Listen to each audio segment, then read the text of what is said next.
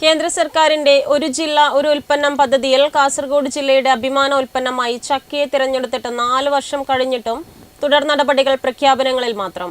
യാതൊരുവിധ സംഭരണ സംസ്കരണ സംവിധാനങ്ങളും ഇല്ലാത്തതിനാൽ ഈ സീസണിലും ജില്ലയിലെ ടൺ കണക്കിന് ചക്കകളാണ് പറമ്പുകളിൽ പഴുത്തു നശിച്ചത്.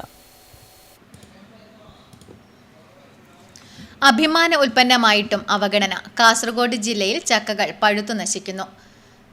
കേന്ദ്ര സർക്കാരിന്റെ ഒരു ജില്ല ഒരു ഉൽപ്പന്നം പദ്ധതിയിൽ കാസർഗോഡ് ജില്ലയുടെ അഭിമാന ഉൽപ്പന്നമായി ചക്കയെ തിരഞ്ഞെടുത്തിട്ട് 4 വർഷം കഴിഞ്ഞിട്ടും യാതൊരുവിധ സംഭരണ സംസ്കരണ സംവിധാനങ്ങളും ഇല്ലാത്തതിനാൽ കഴിഞ്ഞ സീസണിലും ജില്ലയിൽ ടൺ കണക്കിന് ചക്കകളാണ് പറമ്പുകളിൽ പഴുത്ത് നശിച്ചുപോയത്.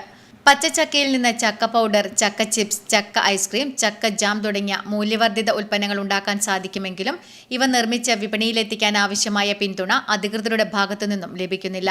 ഇത് ജില്ലയിലെ വ്യാവസായിക വളർച്ചയ്ക്കും കർഷകരുടെ വരുമാന സാധ്യതകൾക്കും കനത്ത തിരിച്ചടിയാവുകയാണ്.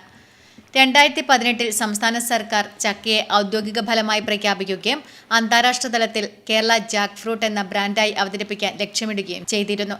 തദ്ദേശ സ്വയംഭരണ സ്ഥാപനങ്ങൾ വഴി ചക്ക മഹോത്സവങ്ങൾ സംഘടിപ്പിച്ചതല്ലാതെ ചക്കയുടെ ശാശ്വതമായ സംരക്ഷണത്തിനോ വിപണനത്തിനോ ജില്ലാ വ്യവസായ കേന്ദ്രം യാതൊരു നടപടിയും സ്വീകരിച്ചിട്ടില്ലെന്നും ആക്ഷേപമുണ്ട്. മുൻപ് തെക്കൻ കേരളത്തിൽ നിന്നുള്ള വ്യാപാരികൾ കാസർഗോഡ് ജില്ലയിലെത്തി വൻതോതിൽ ചക്ക വാങ്ങിയിരുന്നുവെങ്കിലും കഴിഞ്ഞ കുറച്ചു വർഷങ്ങളായി അതും ഇല്ലാതായി. നേരത്തെ കാസർഗോഡിനായി അനുവദിച്ചിരുന്നത് കല്ലുമ്മക്കായി ആയിരുന്നു.